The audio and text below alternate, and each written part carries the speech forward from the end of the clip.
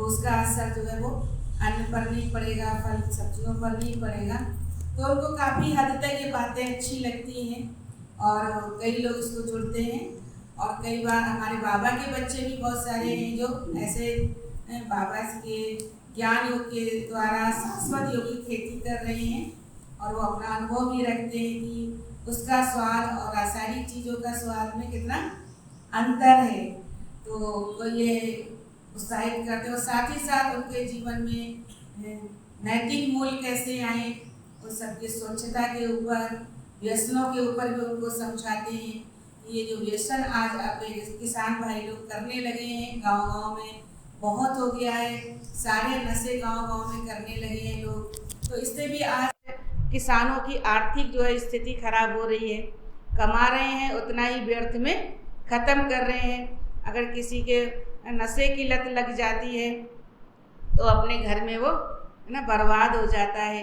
जितना कमाता नहीं है उतना वो ख़त्म कर देता है और उनके बच्चे परेशान होते हैं। तो ये नुकसानकारक चीज़ें हमारी कैसे छूटें और इनसे कितना नुकसान है, ये सारी चीज़ें इस अभियान के दौरान उनको जागरूकता ला रहे हैं। और उनको सब फिर मेन तो लास्ट बाबा का संदेश है, क्योंकि बाबा कहते हैं हर व्यक्ति के पास कैसे पहुंचोगे, उनके मतलब की बात लेके जाओगे तभी वो आपकी बात को सुन सकेंगे। तो क्योंकि किसान खेती करता है तो आप उसके बारे में बताएंगे तो उन्हें लगेगा कि ये लोग हमारे बारे में भी कुछ सोचते हैं, हमको बता रहे हैं। नहीं तो लोग सोचते हैं ना कि ये ज्ञान योग से हमारे से क्या मतलब रखता है, हमको तो अपनी मेहनत करनी है, कि खेती करनी है, भगवान को याद करने से थोड़ी काम चलेगा। तो ये तो बाबा ने हमें तरीका सिखाया, बाबा ने ये सब है ना प्रेरणाएँ दी हैं बच्चों को कि कैसे विंग के माध्यम से जन जन तक पहुंचा जा सकता है। और वो आपकी बात बहुत प्यार से सुनेंगे भी, एक्सेप्ट भी करेंगे और आप बाबा का परिचय सहज रीति से उनके पास तक पहुंचा सकेंगे। क्योंकि सबसे ज़्यादा आबादी गांव में बसती है भारत की, तो इसलिए उन तक पहुंचने के लिए ऐसा कोई प्लानिंग करो कि जो उन तक हम पहुंच सकें और वो हमारी बात को है ना सुन सकें। हर बाबा कहते हैं बीच बीच में बच्चे कुछ नवीनता करो, सेवा में कुछ नवीनता करो, नए ढंग से कुछ प्लानिंग करो, जो वो लोग खुद हमको इनवाइट करें कि नहीं आप आओ और हमें इसके बारे में सुनाओ। तो इसी नवीनता के साथ इस वर्ष सभी प्रभाग ने एक नई सेवाओं का एक संकल्प लिया है और ज़्यादातर सभी इस तरह के अभियान निकाल रहे हैं जो ज़्यादा से ज़्यादा लोगों तक पहुंच सकें। और ये तो हमारे भारत सरकार की ओर से ये हमारा एक विशेष योजना है कि आत्मनिर्भर किसान बने। तो उसी चीज़ टॉपिक को लेकर के तो आत्मनिर्भर का अर्थ ही ये बाबा कहते हैं आत्मा के साथ, शब्द ही कितना अच्छा लिया आत्मनिर्भर, कि हमारी आत्मा जब तक सशक्त नहीं बनेगी तब तक हम कार्य को सुचारू रूप से नहीं कर सकेंगे। तो खुद को भी सशक्त बनाना है, तो ऐसे हम सबको संकल्प दिलाते हैं और इस दौरान ये सेवाएं करते हैं। और हमारे बीच में सारे बाबा के बच्चे हैं। सबसे पहले नंबर से परिचय देते हैं, हमारे रविंद्र भाई जी बरेली से हैं और आप बाबा के ऑलराउंडर बच्चे हैं, पुराने बच्चे हैं बाबा के, और आप हमारे यात्रा में है ना वाहन भी चला रहे हैं, रथ चला रहे हैं और अपनी सेवाएं दे रहे हैं। और आप एक मूर्तिकार भी हैं, है ना, बहुत सुंदर मूर्तियां बनाते हैं, आपको ऑर्डर मिलते रहते हैं। लेकिन अभी आपने छुट्टी लेकर के कारोबार से इस सेवा में अपना भी समय दिया है। साथ में बैठे हमारे टीके भाई जी हैं, आप रेगुलर स्टूडेंट भी हैं और अपना जॉब भी करते हैं आर्मी में, अभी छुट्टी लेकर के बाबा की सेवा में हैं। पास में हमारे संजीव भाई जी दिल्ली में व उसमें बहेड़ी में समर्पित रूप से अपनी सेवाएं दे रहे हैं और वाहन के दौरान भी यात्रा के दौरान गाड़ी भी ड्राइव कर रहे हैं। तो ये बाबा के समर्पित बच्चे हैं। साथ में गुड्डू भाई काशीपुर से हैं, आप भी बाबा के घर में समर्पित रूप से अपनी सेवाएं दे रहे हैं, क्योंकि लास्ट में काशीपुर में ही समापन रखा है और अभी ये पहले हमारे यात्रा में चल रहे हैं। और साथ में हमारे अनुराग भाई जी बरेली से हैं, जो मेन इस यात्रा की जिम्मेवारी संभालते हुए गाइड करते हुए चल रहे हैं और बाबा के इस यज्ञ में समर्पित रूप से अपनी सेवाएं दे रहे हैं। और साथ में हमारे हेमंत भाई जी हैं, जो अपने सेंटर से ही हैं और आप भी इस अभियान में है ना पूरी तरह से सेवाओं में चल रहे हैं। और आप अनुराग भाई और हमारे हेमंत भाई जी विशेष सब्जेक्ट क्लियर भी करते हैं गांव वालों के सामने। शाश्वत योगिक खेती क्या है, कैसे करें, तो दोनों का ये टॉपिक रहता भी है। और हमारे बीच में जयराम भाई जी हैं निगोही से, वहाँ गीता पाठशाला भी संभालते हैं, कुमार हैं। और वहाँ क्षेत्र में शाहजहाँपुर डिस्ट्रिक्ट में आप अपनी सेवाएं देते हैं और निगोही में सेंटर भी चल रहा है, तो वहाँ भी आप संभालते हैं, समर्पित रूप से ही सेवाएं दे रहे हैं। तो ऐसे सभी हमारी बहनें, पारुल बहन बरेली से और जया बहन हमारी फरीदपुर से, अभी तो है तो इधर ही की आप लोग जानते ही हैं ना, लेकिन अभी फरीदपुर में सेंटर पर सेवाएं दे रही हैं। लता बहन जी हमारे बीच में बहेड़ी से हैं और उससे आगे हमारी दिव्य प्रभा बहन रामपुर से हैं, है ना। और साथ में हमारे नीमा बहन है। तो ये पूरा ही ग्रुप इस अभियान में अपनी सेवाएं दे रहे हैं और इस तरह की आगे सेवाएं चल रही हैं। ओम शांति।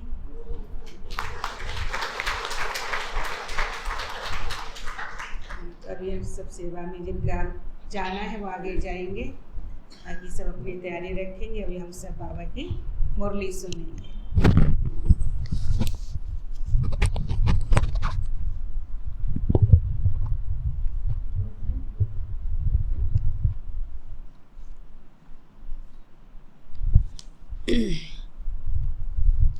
ओम शांति, ओम शांति, ओम शांति। जिनको नहीं जाना वो मुरली सुनेंगे। अभी हाँ यात्री भी मुरली सुनेंगे, कोई काम अभी नहीं है तो सभी पहले मुरली सुनेंगे। आज है 9 तारीख, 9 मई के बाबा के महावाक्य हैं और बाबा ने आज सेवा का महत्व बताया है कि सेवा करने से कितने फायदे होते हैं, है ना। क्योंकि सेवा ही हमारा ब्राह्मण जीवन का श्वास है और सेवा ही हमारा श्रृंगार है।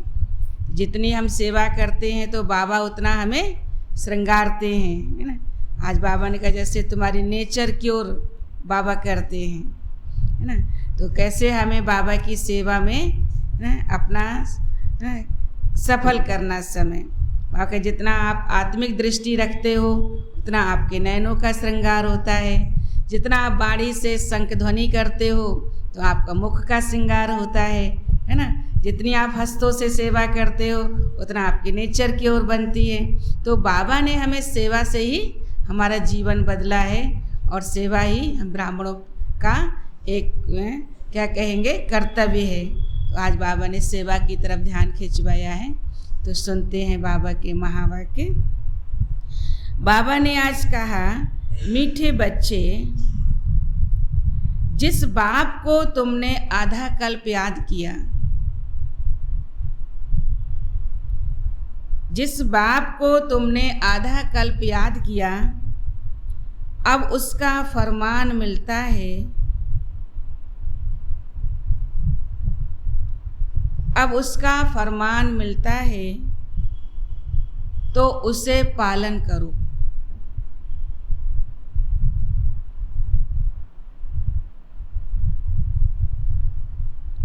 इससे तुम्हारी चढ़ती कला हो जाएगी, इससे तुम्हारी चढ़ती कला हो जाएगी।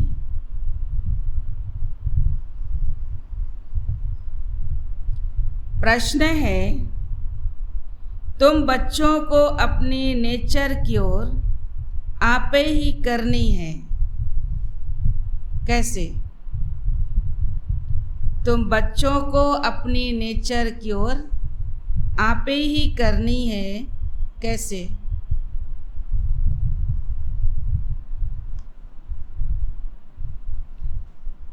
उत्तर है, एक बाप की याद में रहने,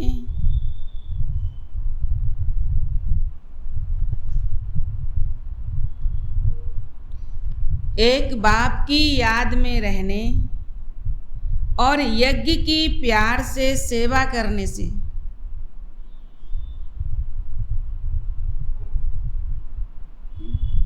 और यज्ञ की प्यार से सेवा करने से नेचर क्योर हो जाती है।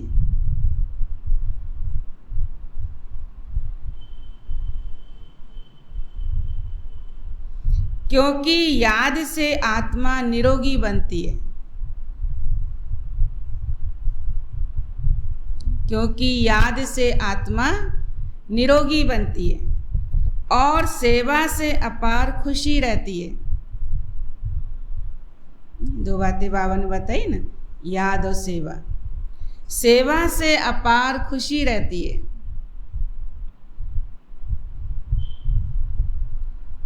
तो जो याद और सेवा में बिजी रहते हैं,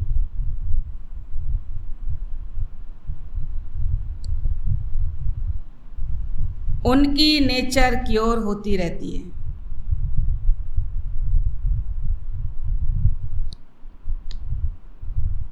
जो याद और सेवा में बिजी रहते हैं, उनकी नेचर क्योर होती रहती है।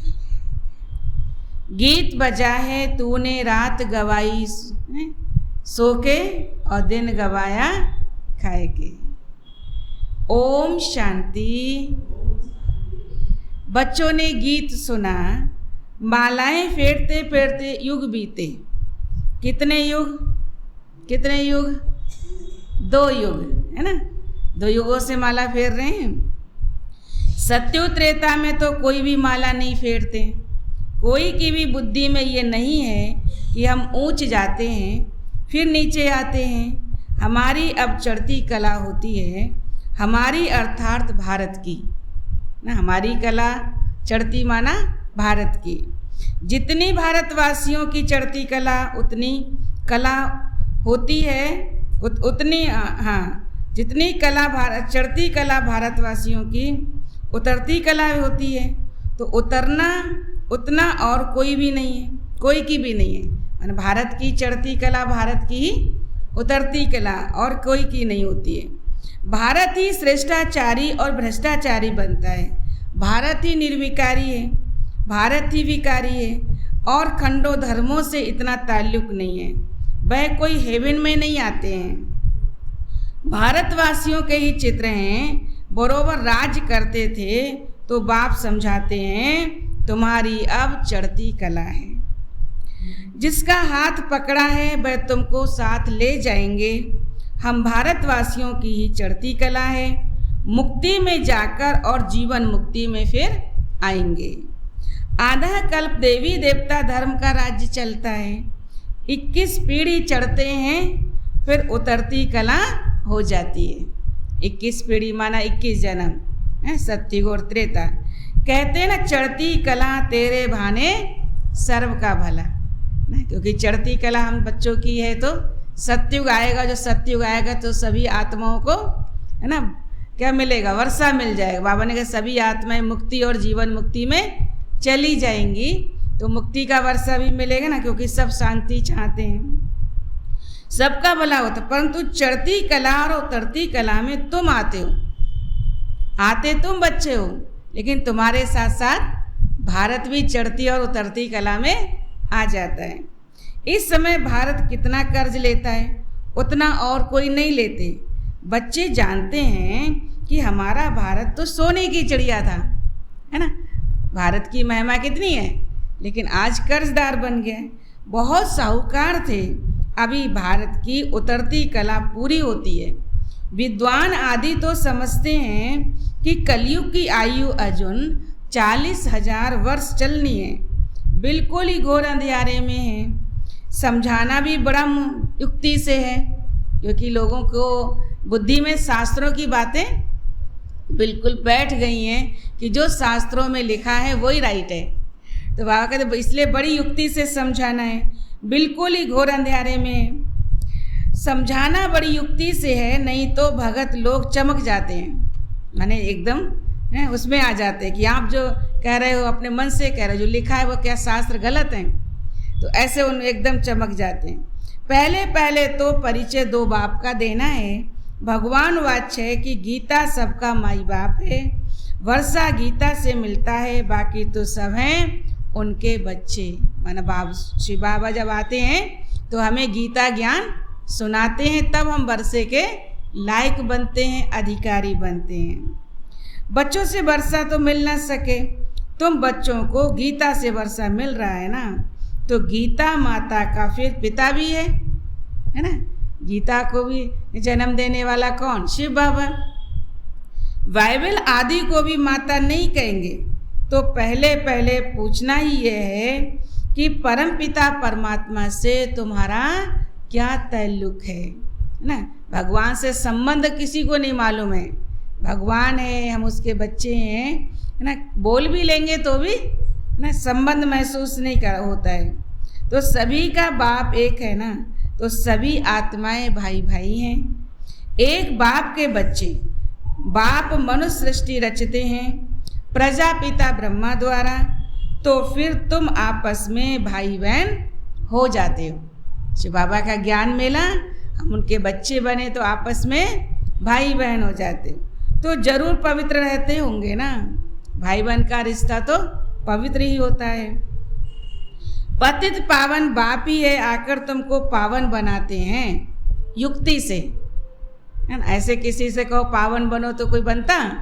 बाबा ने पावनता का कितना हमें महत्व समझाया और फिर संबंध बताया, तो हमारे अंदर भावनाओं में परिवर्तन आया कि देखो हमारा संबंध तो परमात्मा से है। ये तो हम इस दुनिया की व्यवस्था के लिए संबंध बनाए गए हैं, लेकिन अब हम फिर से अपने ना जो असली संबंध है परमात्मा के साथ फिर से जोड़ के चलते हैं। तो युक्ति से बाबा कहते पावन बनाया। बच्चे जानते हैं पवित्र बनेंगे तो पवित्र दुनिया के मालिक बनेंगे। बहुत भारी आमदनी है ना पवित्र बनने में, कितनी बड़ी आमदनी है ना।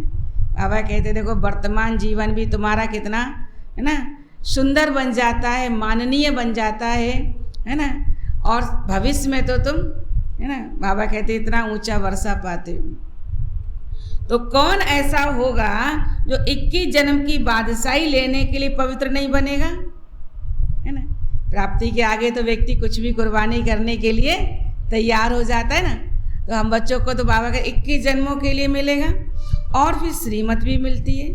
जिस बाप को आधा कल्प याद किया है, अब उनका फरमान तुम नहीं मानोगे, है ना। बाबा भक्ति में जैसे हमने कितने वायदे किए होंगे, और भक्तों ने तो जो वायदे किए भूल गए कि हमने क्या क्या वायदे किए, लेकिन भगवान को हमारे सारे वायदे याद हैं।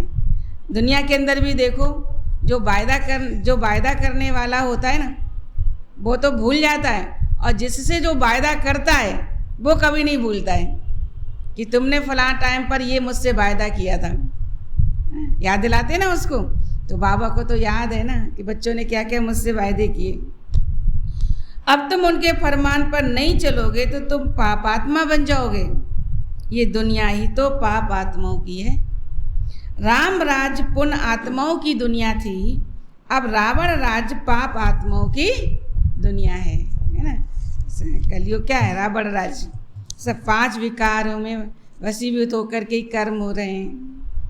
अभी तुम बच्चों की चढ़ती कला है, तुम विश्व के मालिक बनते हो, कैसे गुप्त बैठे हो।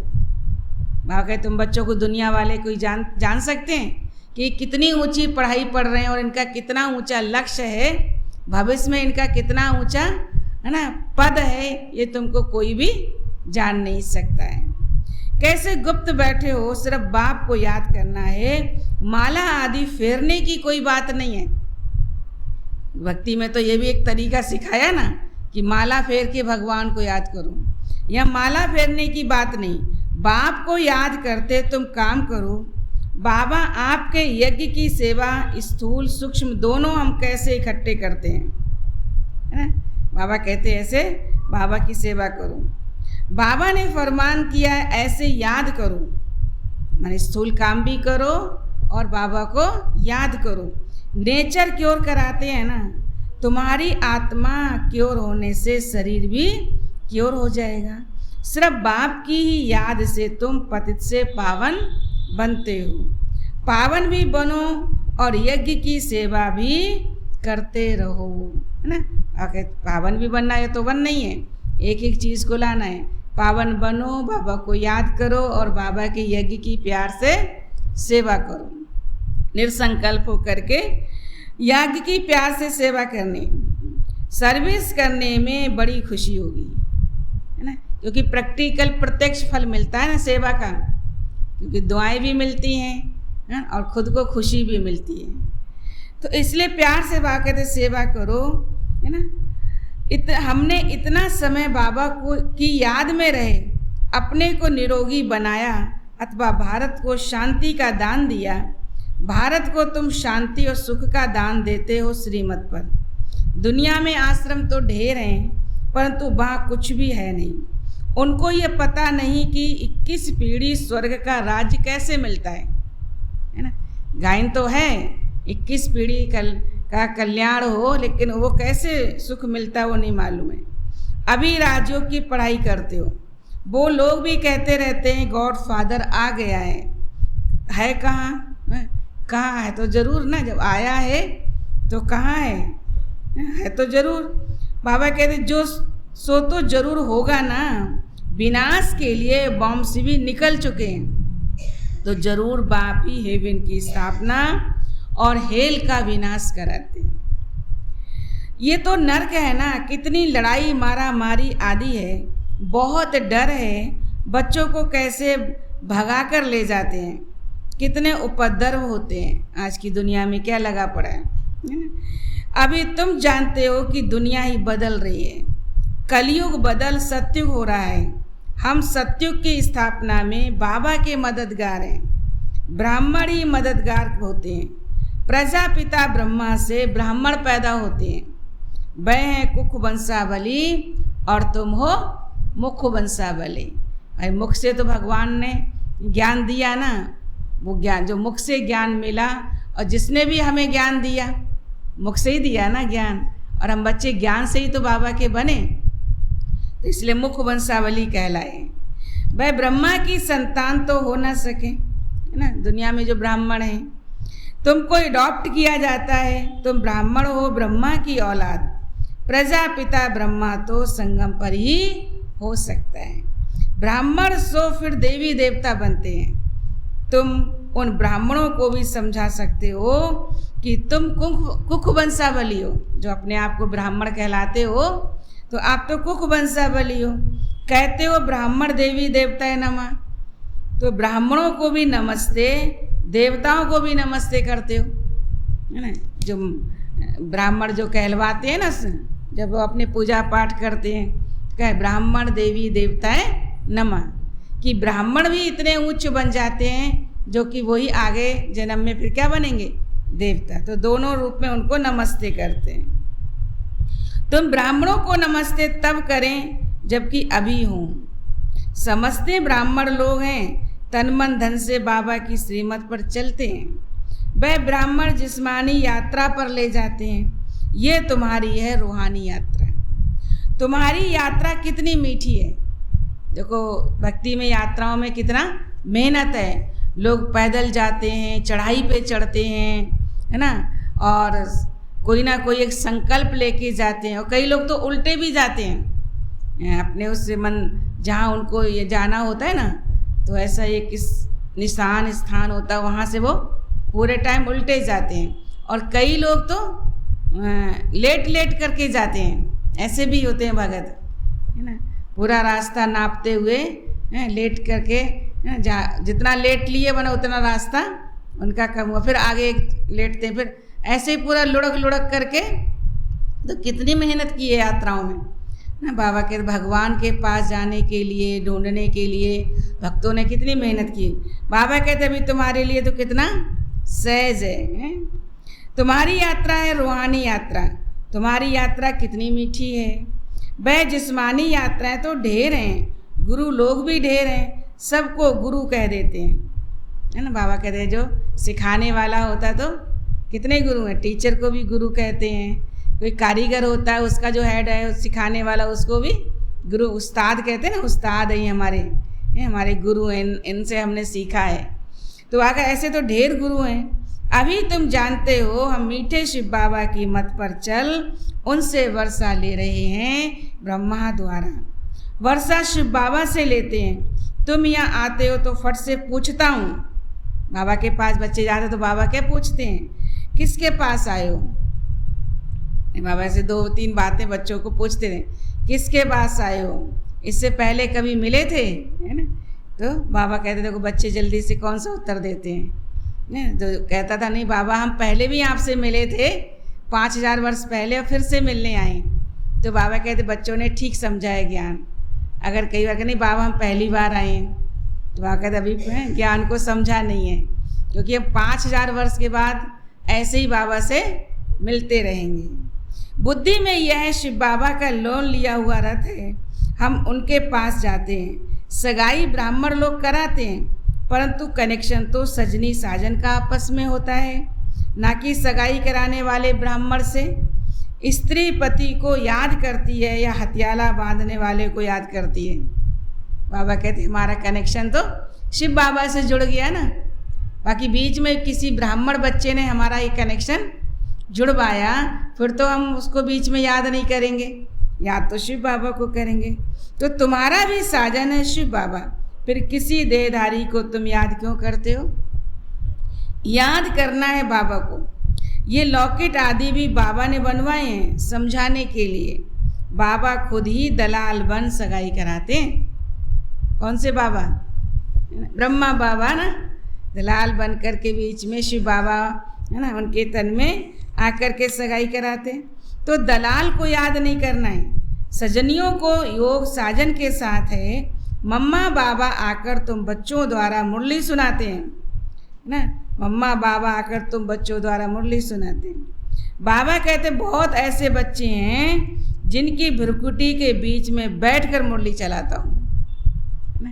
बाबा कहते जैसे पहले तो कोर्स नहीं हुआ करते थे ना, कोर्स तो सिस्टम तो बहुत बाद में बना है, जो उनको कोर्स के माध्यम से पहले पूरी जानकारी देते हैं, तब उनको क्लास में अलाउ करते हैं। पहले तो कोर्स ही नहीं होता था, बस ऐसे ही लोग क्लास में ही आना शुरू कर देते थे। तो बाबा मुरली के माध्यम से ही उनको जैसे सारी बातें क्लियर हो जाती थी। तो बाबा कहते कभी कभी कोई नया बैठा होता था तो बाबा मुरली के माध्यम से ही उस आत्मा को टच कराते थे, तो उनको उसमें ही समझ में आता था। तो कभी कभी बाबा खुद ही जैसे बच्चों की बुद्धि पर बैठ जाता है, कल्याण करने अर्थ है। अगर वाले हम समझते हैं, बाबा समझते हैं कि बच्चा साधारण है, इतना नहीं समझा सकता, तो बाबा अगर किसी का कल्याण होना है तो अब बाबा अपने साधारण बच्चों के द्वारा भी कल्याण उस आत्मा का कर देता है। कोई को साक्षात्कार कराने, मुरली सुनाने, कोई का कल्याण करने आता हूँ। जो निमित्त बाबा के बच्चे बने हैं सेवा के लिए, तो बाबा कहते सेवा तो बाबा की है, बाबा किसी के द्वारा भी अपना कार्य करा लेता है। ब्राह्मणियों में इतनी ताकत नहीं है, मैं जानता हूँ, है ना। कहते नहीं बच्चियाँ हैं, है ना, जिनको कोई अपना अनुभव भी नहीं है, लेकिन बाबा कैसे उनके द्वारा भी बड़े बड़े अनुभवियों को, है ना, बड़े बड़े ज्ञानियों का भी कल्याण करा लेता है। तो वो पॉइंट कहाँ से बाबा देता है बच्चों को, वो उनके सामने आती है। जानता हूँ इनको ये ब्राह्मणी उठा नहीं सकेगी, है ना। जिस लेवल का बाबा का बच्चा आया है, विद्वान आया है, तो ये ब्राह्मणी नहीं उठा सकेगी। तो मैं ऐसा तीर लगाता हूँ जो वह ब्राह्मणी से भी तीखा हो जाता है ना। ब्राह्मणी से भी उसको समझ में एक बार आ गया, फिर बहन उस सेंटर पर कोई भी कितना भी बड़ा विद्वान आएगा वो खुद ही उसको समझा दे। बाबा उसी बच्चे को तैयार कर देता है। ब्राह्मणी समझती है कि हमने ये समझाया इनको, है ना, ये विद्वान निकला है तो हमने इनको समझाया है ना। तो देह अभिमान आ जाता है कि हमने जिनको समझाया वो बहुत विद्वान हैं और बहुत सेवाधारी हैं। लेकिन बाबा ने आज क्या बताया है कि कभी ये नहीं समझो कि मैंने इनको समझाया तब ज्ञान में चले हैं। उसे तो ज्ञान में चलना था, निमित्त आपको बनना था और कल्याण बाबा को करना था ना। कोई किसी का बाबा कहते ये नहीं समझो कि हमने उसको ज्ञान दिया, समझाया है। हम तो निमित्त बन करके बाबा का संदेश दे रहे हैं, बाकी कल्याण तो करने वाला बाबा है ना। तो बाबा ने इसका कल्याण किया, मैंने नहीं किया, टच तो बाबा ने किया ना। बाबा के आकर्षण से वो जुड़ा है, बाबा के ज्ञान से जुड़ा है ना कि वो मेरे ज्ञान से जुड़ा है। तो मुझे इस चीज़ को नहीं सोच रखना है कि मैंने किया। तो अहंकार में नहीं आना चाहिए, सब कुछ शिव बाबा करने वाला है। यहाँ तो तुमको कहते हैं बाबा को याद करो, कनेक्शन शिव बाबा से होना चाहिए। ये तो बीच में दलाल है, इनको उसका अब्जा मिल जाता है ना। दक्षिणा मिलती है ना दलाल को भी बीच में, है ना। पंडित जो है बनता है तो उसको दक्षिणा मिलती है, और किसी काम में कोई दलाल काम कराता है तो उसको बीच में क्या मिलता है, कमीशन मिलता है ना। तो बाबा कहते बीच में मिल जाता है। फिर भी ये वृद्ध वृद्ध अनुभवी रथ है, तन है,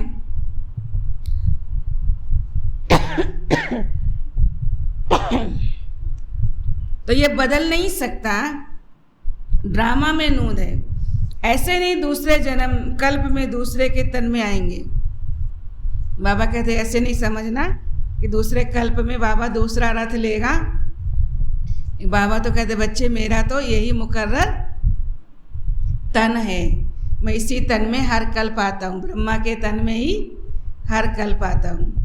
बाकी दूसरा तन तो बाबा ने दादी जी का लिया, इसके बाद बाबा ने कोई तन नहीं लेना है, क्योंकि संगम युग का भी तो समाप्ति का समय है ना। ऐसे तो कभी समय का समाप्ति होगी ही नहीं, है ना। जैसे कि बाबा ने हमें इशारा दिया है, और बाबा ने कहा भी लास्ट में बहुत सारे ऐसे माया के रूप आएंगे, है ना। जो आपने, हाँ गई हैं दीदी, तो जो माया के रूप आएंगे तो कोई मम्मा बन के आएगा, है ना, कोई बाबा बन के भी, और ऐसे आवाज़ में भी आएगा, क्योंकि ये आत्मा आवाज़ भी उस रूप में बोल सकती हैं जो हमको कन्फ्यूज करेंगी।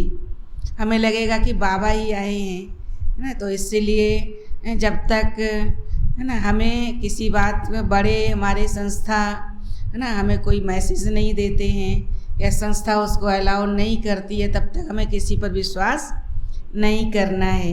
क्योंकि हमसे बड़े अनुभवी, जिन्होंने शुरू से बाबा के स्थापना से जो बाबा के बच्चे जुड़ के चल रहे हैं, हमारी दादियाँ हैं, वरिष्ठ भाई हैं, है ना, जो वो इस चीज़ को समझ रहे हैं और देख रहे हैं।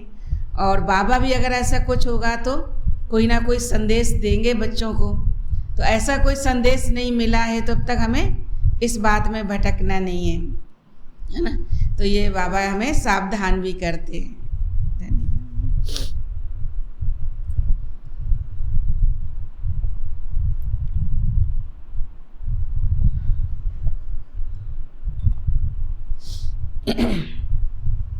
तो बाबा कहते फिर भी ये वृद्ध अनुभवी तन है, ये बदल नहीं सकता है, ड्रामा में नूंद है। ऐसे नहीं दूसरे कल्प में दूसरे के तन में आएंगे, नहीं, जो लास्ट में है उनको ही पहले जाना है ना। झाड़ में देखो पिछाड़ी में भी खड़ा है। अभी तुम तो संगम युग पर बैठे हो, बाबा ने इस प्रजापिता ब्रह्मा में प्रवेश किया है। जगदम्बा है कामधेनु, कपिल देव भी कहते हैं ना। बाबा कहते हैं ब्रह्मा की जिस तन में भगवान आए हो, इनको कपिल देव का भी नाम दिया, कामधेनु का भी नाम दिया। तो कपिल अर्थात जोड़ी, बाप दादा, है ना। बाबा कहते देखो कपिल कौन हो गए, ब्रह्मा बाबा और शिव बाबा। माता पिता एक कपिल जोड़ी हुई ना। माता से वर्षा नहीं मिलेगा, वर्षा फिर भी शिव बाबा से मिलता है। तो उनको याद तो करना पड़े। बाबा कहते ऐसे नहीं बाबा के बच्चे बन गए तो वर्षे के अधिकारी बन गए, नहीं, आज्ञा पे भी चलना है, बाबा को याद भी करना है। मैं आया हूँ तुमको ले जाने इनके द्वारा। ब्रह्मा भी शिव बाबा को याद करते, शंकर के आगे भी शिव का चित्र रखते हैं। ये सब है महिमा, ये सब महिमा है ना, महिमा के लिए। इस समय तो शिव बाबा आकर अपना बच्चा बनाते हैं, फिर तुम बाप को बैठ थोड़ी पूजेंगे। बाप आकर के बच्चों को गुलगुल बनाते हैं, गटर से निकालते हैं, फिर प्रतिज्ञा भी करते हैं हम कभी पतित नहीं बनेंगे। जब जानकारी मिल गई, ज्ञान मिल गया तो हमने जीवन बदल लिया। बाबा कहते गोद लेकर फिर काला मुंह नहीं करना है, अगर किया तो कुल कलंकित बन पड़ेंगे। हारने से फिर उस्ताद का नाम बदनाम कर देंगे। कोई किसी को बहुत अच्छी ट्रेनिंग दे और उसका स्टूडेंट फेल हो जाए तो टीचर का भी नाम बदनाम हो जाता है ना। तो बाबा का नाम बदनाम करेंगे। माया से हारे तो पद भ्रष्ट हो पड़ेगा। और कोई सन्यासी आदि ये बातें नहीं सिखलाते हैं। कोई है जो कहेंगे मास में एक बार विकार में जाओ, कोई कहते 6 मास में एक बार जाओ, कोई तो बहुत अजामिल होते हैं, है ना। क्योंकि भक्ति में नियम संयम बताया है, नियम संयम के अंदर समय सीमा को बांधा है। लेकिन बाबा ने कहा बिल्कुल पक्के नियम पर चलना है, संयम कोई नहीं, है ना। नियम सो नियम। बाबा ने तो बहुत गुरु किए हुए हैं, वे ऐसे कभी नहीं कहेंगे कि पवित्र बनो। समझते हम ही नहीं रह सकते हैं तो दूसरों को इस बात पर कैसे बता सकेंगे। सेंसिबल जो होगा वह झट कहेगा तुम ही नहीं रह सकते हो तो तुमको कैसे हमको कैसे कहते हो। फिर भी कहते हैं, है ना, फिर भी कहते हैं जनक मिसल सेकंड में जीवन मुक्ति का रास्ता बताओ। फिर गुरु लोग कहते हैं ब्रह्म को याद करो, है ना, ज्ञान तो बताते रहते हैं, ब्रह्म को याद करो तो तुम निर्वाण धाम में जाओगे। जाते तो कोई नहीं है, ताकत ही नहीं है, वहाँ तक जाने की ताकत ही नहीं है। सर्व आत्माओं के रहने का स्थान है मूल वतन, जहाँ हम आत्माएं स्टार मिसल रहती हैं। ये पूजा के लिए बड़ा लिंग बनाते हैं। बिंदी की पूजा कैसे होगी? मैंने श्री बाबा ने अपना परिचय क्या दिया, मैं तो ज्योतिर्बिंदु स्वरूप हूँ, लेकिन भगत मुझे कैसे पूजेंगे? क्योंकि पूजा के माध्यम से, मंत्र के माध्यम से ही भगवान को याद किया ना भक्ति में। तो पूजा के लिए बाबा ने कहा मेरा बड़ा रूप शिवलिंग के रूप में बनाया है। तो बिंदी की पूजा कैसे होगी? कहते भी हैं भ्रुकुटी के बीच चमकता है अजब सितारा। तो आत्मा का बाप भी तो ऐसे ही होगा ना। बाप को देह नहीं है, उस स्टार की पूजा कैसे हो सकती है? तो बाप को परम पिता, परम आत्मा कहा जाता है। वह तो फादर है, जैसे आत्मा है वैसे परमात्मा है, वह कोई बड़ा नहीं है, उनमें ये नॉलेज है। इस बेहद के झाड़ की और कोई, इस बेहद के झाड़ को और कोई भी जानते नहीं है। बाप ही नॉलेज फुल है, ज्ञान में भी फुल है, पवित्रता में भी फुल है, सर्व का सदगति दाता है, सर्व को सुख शांति देने वाला है। तो तुम बच्चों को कितना भारी वर्षा मिलता है और कोई को मिल ना सके। मनुष्य तो कितना गुरु को पूजते हैं, है ना। जिसने गुरु की, उनकी कितनी आज्ञा मानते हैं। कहते हैं गुरु की आज्ञा सिर माथे, जो गुरु जी कहते वो करते हैं, है ना। कितना उनको पूजते हैं। तो अपने को बादशाह को भी इतना नहीं पूजते, अपने बादशाह को भी इतना नहीं पूजते जितना गुरु को मानते हैं। तो ये सब है अंधश्रद्धा ना। क्या क्या करते रहते हैं, सब में ग्लानि ही ग्लानि है। कृष्ण को लॉर्ड भी कहते हैं, गॉड भी कहते हैं। तो गॉड कृष्णा हेवन का पहला प्रिंस। लक्ष्मी नारायण के लिए भी कहते हैं दोनों गॉड गॉडेज हैं। पुराने पुराने चित्रों को बहुत खरीद भी करते हैं, है ना। पुरातन चीज़ें जो हैं खरीदते हैं। पुरानी पुरानी स्टैंप भी बिकती हैं ना। वास्तव में सबसे पुराना तो कौन है? शिव बाबा है। इसे लोग पुरानी चीज़ों को महत्व रख करके अपने घर में रखते हैं। तो शिव बाबा तो सबसे पुराना है, परंतु किसको पता ही नहीं है। महिमा सारी शिव बाबा की है, वह चीज़ तो नहीं मिल सकती। और सब चीज़ें मिल जाएंगी लेकिन शिव बाबा फिर नहीं मिलेगा। पुराने थे, पुरानी चीज़ कौन सी है? नंबर 1 शिव बाबा। कोई भी समझ नहीं सकते हैं कि हमारा फादर कौन है। देखो याद करते हैं गॉड फादर, परम पिता कहते हैं, और एकदम से सीधा पूछो कि ना हम आत्मा का पिता कौन है ना, तो कहेंगे भगवान है। भगवान कौन है तो मालूम ही नहीं है। कहते वो तो सभी भगवान है, सबके अंदर भगवान है। तो किसी को मालूम नहीं है उनका नाम रूप क्या है। कह देते हैं उनका कोई नाम रूप नहीं है, तब पूछते किसको? अगर आपने कोई अपने आगे सिंबल रखा है ना, जिसको आप भगवान मान के पूजते हो, तो उसका तो रूप तो हो गया ना, उस रूप में आप पूजते हो। तो जिस रूप में आप पूजते तो वो तो उसका रूप हो गया। फिर आप कैसे कहते हो कि उसका नाम रूप नहीं है? तो इसका मतलब है वो भगवान है जिसका नाम रूप नहीं, वो कैसा होगा? वो निराकार है। लेकिन फिर भी नाम हो तो होगा ना, शिव बाबा कहते हैं। तो नाम है शिव, देश भी है, काल भी है। खुद कहते हैं मैं संगम पर आता हूँ। नाम रूप देश काल 4 चीज़ें ना। तो नाम क्या है? शिव बाबा। रूप क्या है? ज्योति बिंदु। देश कौन सा है? परम धाम, समय कौन सा है? संगम युग। तो अभी तुम जानते हो आत्मा शरीर द्वारा बोलती है ना, अभी तुम बच्चे समझते हो शास्त्रों में कितनी दंत कथाएं लगा दी हैं, जिससे उतरती कला हो गई है। चढ़ती कला सत्यो त्रेता, उतरती कला द्वापर कलयुग। अब फिर चढ़ती कला होगी, बाँ बिगर कोई चढ़ती कला बना न सके। माने जब तक शिव बाबा ना आए तब तक हमारी चढ़ती कला नहीं हो सकती है।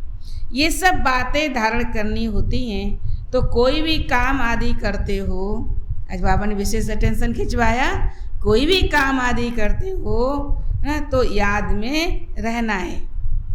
जैसे श्रीनाथ द्वारे में मुंह को कपड़ा बांध कर काम करते हैं, वहाँ जो है वो भोग बनता है ना, लड्डू बनते हैं, पंजीरी बनती है देसी घी की, तो वो जो उनका जो भंडारा होता है उसमें जो काम करने वाले होते हैं उनके सबके मुंह पर कपड़ा बंधा हुआ होता है। तो कपड़ा बंधा हो तो बोलेंगे भी नहीं, तो कहते हैं श्रीनाथ जी की याद में भोग बनाना है, तो वहाँ ऐसे कपड़ा बांध के रखते हैं। श्रीनाथ कृष्ण को कहते हैं। श्रीनाथ का भोजन बनता है ना, भोजन बनता है मैंने तीनों टाइम जैसे उनको भोग लगता है, उन्हें फिर जो है विश्राम भी कराते हैं, बड़ा सिस्टम से चलता है। और उनको हर रोज़ ड्रेस बदली जाती है। श्रीनाथ द्वारे में बहुत एक तरफ मार्केट जैसी बना रखी है जहाँ उनके कपड़े सिलाई होते रहते हैं। तो हर रोज़ भक्त जो है अपनी अपनी तरफ से वहाँ बुकिंग रहती है कि आज के दिन हमारी तरफ से कपड़े भगवान को पहनाना, आज हमारी तरफ से कपड़े पहनाना। तो उनको हर रोज़ नई ड्रेस पहनाई जाती है बना करके। देखो कितनी भावना और श्रद्धा भक्तों में होती है। और वो ड्रेस फिर जो कृष्ण जी की उतारते हैं, वो लोग बड़ी भावना से अपने बच्चों के लिए खरीद करके लाते हैं, है ना, कि कृष्ण जी की ड्रेस जब हम अपने बच्चों को पहनाएंगे तो हमारे बच्चे में भी कृष्ण जैसे गुण आएंगे। तो ऐसा सब चलता है, कृष्ण जी की ड्रेस है। इतनी सारी ड्रेसें फिर क्या होगा, उतरती जाएंगी।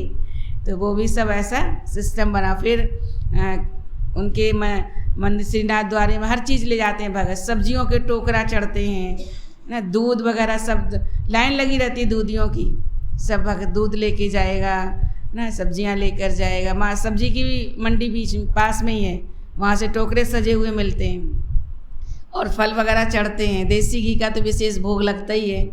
तो बहुत सिस्टम, बड़ा मंदिर है तो बहुत सिस्टम से बना हुआ है ना। तो वक़्त हर रोज़ उनका श्रृंगार होता है। तो कैसे कैसे भक्ति के अंदर जो है चलता है। तुम पवित्र भोजन बनाते हो तो याद में रहकर बनाना चाहिए। जब भक्ति में इतना महत्व है, अब हमें बाबा को यहाँ ज्ञान मिल गया है, तो ऐसे बाबा कहते मौन में रह के बाबा की याद में भोजन बनाना चाहिए। क्योंकि बोलते समय भी कई बार हमारे मुख से है ना थूक भी निकल सकता है। अगर थोड़ा सा छींट पड़ गया तो वो तो दूषित हो गया ना।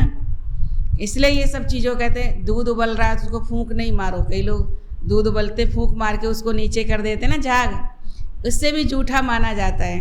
क्योंकि हमारे मुंह से जो फूंक निकली वो जूठी निकली ना, जिसमें जो है दूध को उसने टच किया, तो उसको पानी की छींटे मारो, गैस कम करो, या हाथ से थोड़ा सा उसको हवा करो, लेकिन फूंक नहीं मारो, नहीं तो वो दूषित हो जाता है, जूठा हो जाता है।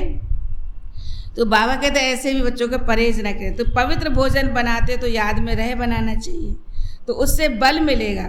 कृष्ण लोक में जाने के लिए व्रत नेम आदि रखते हैं। अभी तुम जानते हो हम कृष्णपुरी में जा रहे हैं, इसलिए तुमको लायक बनाया जाता है। तुम बाबा को याद करते तो फिर बाबा गारंटी करते हैं तुम कृष्णपुरी में जरूर आओगे, है ना। बाबा भी हम जब लायक बनते हो, बाबा की श्रीमत पर चलते हो, तो बाबा भी क्या करते हैं, गारंटी करते हैं कि तुम स्वर्ग में कृष्णपुरी में जरूर जाओगे। तुम जानते हो हम अपने लिए कृष्णपुरी स्थापन कर रहे हैं, फिर हम ही राज्य करेंगे। जो श्रीमत पर चलेंगे वे कृष्णपुरी में आएंगे। लक्ष्मी नारायण से भी अधिक कृष्ण का नाम वाला है। कृष्ण छोटा बच्चा है तो महात्मा के समान है। बाल अवस्था सतो प्रधान है, इसलिए कृष्ण का नाम सबसे जास्ती है। अच्छा, मीठे मीठे सिखी लदे बच्चों प्रति माता पिता बाप दादा का याद प्यार और गुड मॉर्निंग। रूहानी बाप की रूहानी बच्चों को नमस्ते। हम रूहानी बच्चों की रूहानी बाप दादा को याद प्यार और नमस्ते नमस्ते। Good morning. शुक्रिया बाबा, शुक्रिया। धारणा के लिए मुख्य सार है। फर्स्ट पॉइंट है अपना पूरा कनेक्शन एक शिव बाबा से रखना है।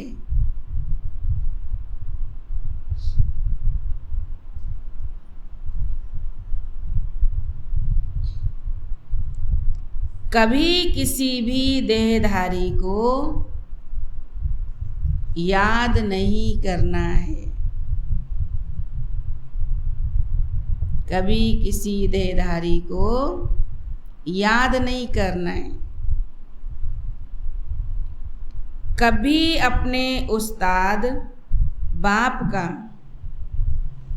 हमारे उस्ताद कौन? शिव बाबा सिखाने वाला। कभी अपने उस्ताद बाप का नाम बदनाम नहीं करना है।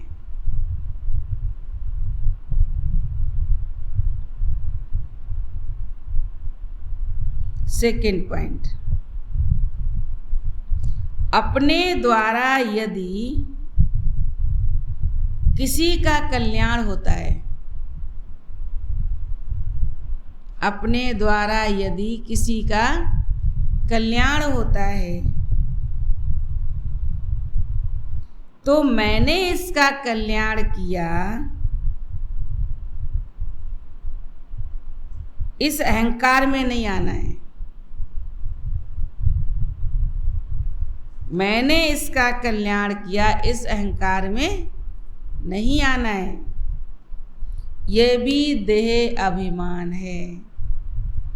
यह मुझे याद रहता है इस तरह का, तो ये भी क्या है? देह अभिमान है।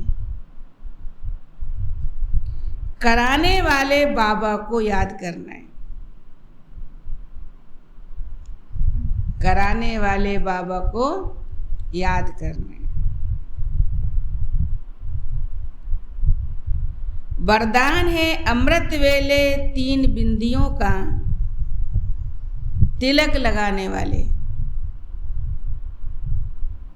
अमृत वेले 3 बिंदियों का तिलक लगाने वाले क्यों क्या की हलचल से मुक्त।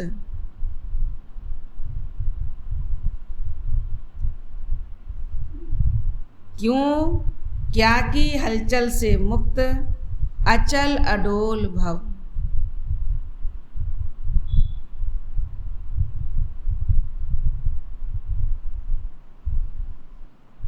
स्पष्टीकरण, बाप दादा सदा कहते हैं कि रोज अमृत वेले 3 बिंदियों का तिलक लगाओ। 3 बिंदियों का तिलक लगाओ। आप भी बिंदी, बाप भी बिंदी, और जो हो गया, जो हो रहा है, नथिंग न्यू, फुल स्टॉप भी बिंदी। अगर जो हो गया, जो हो रहा है, नथिंग न्यू, तो फुल स्टॉप भी बिंदी। ये 3 बिंदी का तिलक लगाना, ये 3 बिंदी का तिलक लगाना, अर्थात स्मृति में रहना, है ना? तिलक लगाना अर्थात स्मृति में रहना। फिर सारा दिन अचल अडोल रहेंगे। सारा दिन अचल अडोल रहेंगे। क्यों क्या की हलचल समाप्त हो जाएगी।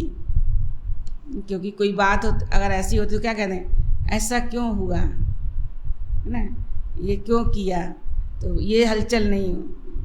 क्यों क्या की हलचल समाप्त हो जाएगी। जिस समय कोई बात होती है उसी समय फुल स्टॉप लगाओ। जो आपके मतलब की नहीं, अगर कोई ऐसी बात सुनाई दी तो उसी समय फुल स्टॉप लगाओ। नथिंग न्यू, होना था, हो रहा है, साक्षी बन देखो। ऐसा होना था, ना हो गया या हो रहा है, साक्षी बन देखो। और आगे बढ़ते चलो, क्वेश्चन नहीं, क्योंकि जो हो गया बीत गया वो दोबारा आने वाला नहीं है। आप कितना भी उसके बारे में सोचो, क्वेश्चन करो, परेशान हो, जो हो गया वो तो अब हो गया। इसलिए बाबा कहते अब आगे के लिए सीख सावधानी ले लो, बाकी बिंदु लगा दो, हलचल से मुक्त हो जाओ। स्लोगन है परिवर्तन शक्ति द्वारा, परिवर्तन शक्ति द्वारा व्यर्थ संकल्पों के वहाव का फोर्स समाप्त कर दो। परिवर्तन शक्ति द्वारा व्यर्थ संकल्पों के वहाव का फोर्स समाप्त कर दो तो समर्थ बन जाएंगे। व्यर्थ संकल्पों का के बहाव का फोर्स समाप्त कर दो, क्योंकि बहुत तेजी से बहाव आता है ना, जैसे पानी का, ऐसे संकल्प भी बहुत तेजी से चलते हैं व्यर्थ। उस बहाव को समाप्त कर दो तो समर्थ बन जाएंगे। ओम शांति। ये थे बाबा के